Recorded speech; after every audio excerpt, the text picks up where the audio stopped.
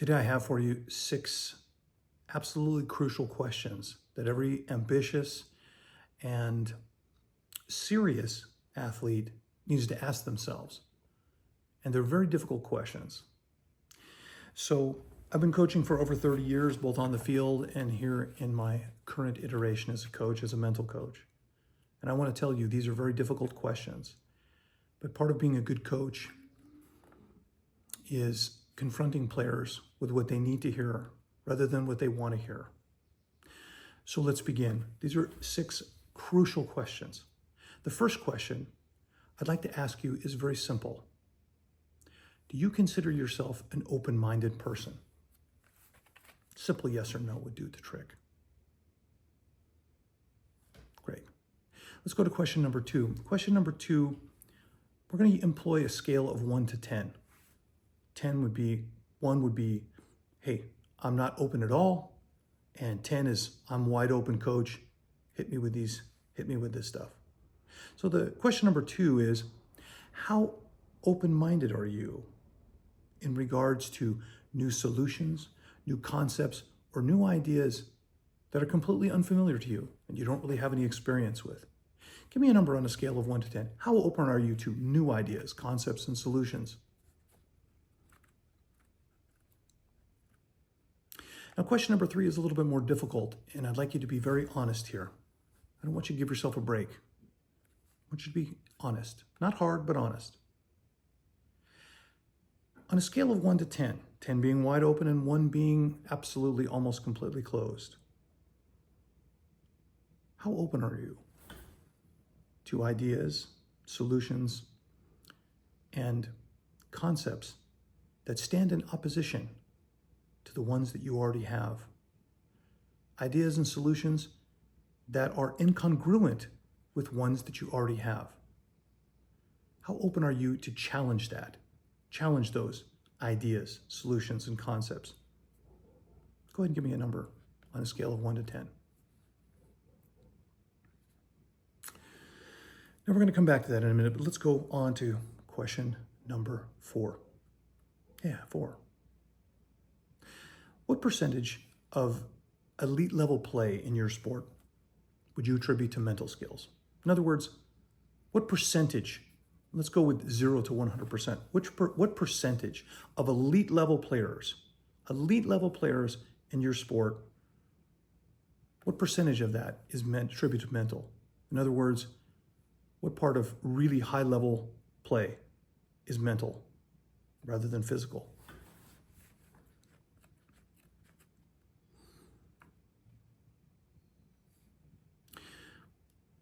Now, question number 5 is also going to be a little bit, probably something you never heard before, but I'm going to give it to you anyway, because we're going to shoot straight here. So, do you specifically train your mental game? Do you specifically train your mental game using a system, methodically? Do you train your mental game with the same time, dedication, intensity, and effort that you do your physical skills in your sport?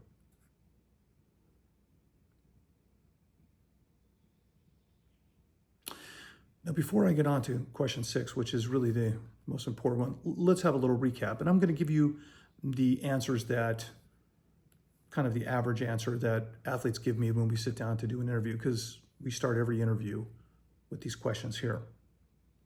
So most people consider themselves open-minded.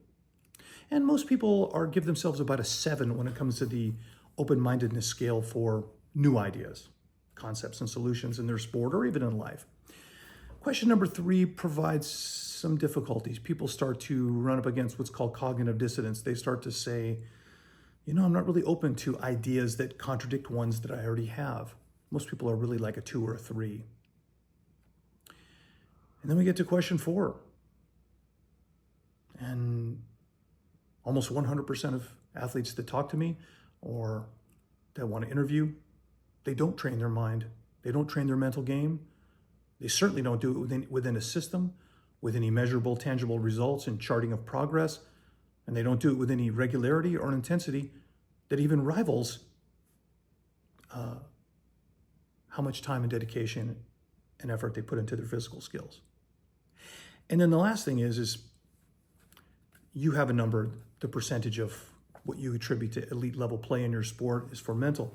You have your own number on that, but I've rarely ever had any athlete give me anything less than 20 or 30%. And the average is between 50 and 60. Most high school and collegiate athletes will tell me, oh yeah, 50 to 40 to 60% of high level success in the sport is going to be mental. My sport at this higher levels requires a lot of mental skills. And coaches are going to tell me sometimes 80% because they really know that the physical skills all bleed from, or they flow from your mental skills.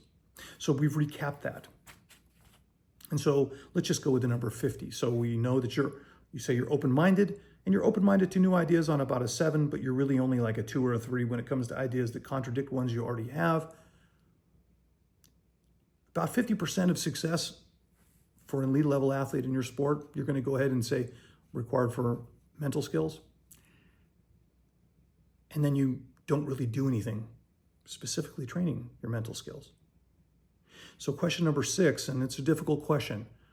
And if you're still watching this, I'm going to give you credit, but it's going to get a little more difficult. I'd like to know in the comments exactly how you plan to achieve your dreams, fulfill your ambitions and your goals when you don't even train 50% or more of the required skills to be an elite level player. I'd like to know exactly how you plan to be successful when you're leaving 50% of the money on the table. It seems like a harsh question, but it's one that needs to be answered. And if you're being honest with yourself, I pretty much got you.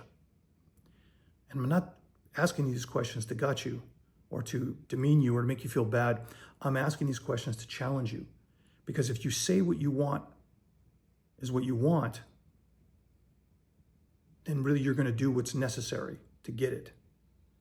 And you also need to be able to do what other players are not willing to do. And I can assure you that most of the players in your sport have no idea how to train their mental game. Or think it's more, hey, if I have some overthinking, if I have mental blocks, if I'm feeling a lot of pressure, then that's a weakness. And I don't really want to admit it to anybody. And that's a story for another day. But we need to wrap up here with the notion of open-mindedness and the ability to challenge yourself. Because if you are not willing to challenge yourself and you're not willing to go through pain and suffering and discomfort, then you're never going to grow. Not as a player, not as an athlete, and certainly not as a human being. I'm an old guy. I can certify that. But you already know that even as a player. Whatever level you're at, you've already experienced difficulties and you've already overcome them because you're still in the game. And if you're watching this, maybe there's a little spark of interest to say we might be onto something. And if not, you can just roast me in the comments if that's what you're up for. Doesn't matter to me. But I'd like you to go further. I'd like you to be everything you can be. I'd love for you to achieve your dreams and your ambitions, to realize all of your talent, and to love playing the game that you play. So this is the first in a series of videos that'll take you all the way through this process. Open new doors to you, or we'll just close for you. It's entirely up to you. So I hope I've challenged you a little bit today. And we're going to talk more in the next video about open-mindedness, and then I'm going to lead you into the next steps on what to do if you've really answered these questions. Honestly, you should be feeling a little uneasy right now. You should be feeling a little bit nervous. You should be questioning yourself. I got answers for you. I'll get them in the next video. So if you're still here, I appreciate your time and attention. I appreciate you really looking at yourself. I want you to believe in yourself. I want you to be good to yourself, and I want you to go as far as you want to go. Take care, and I'll see you in the next one.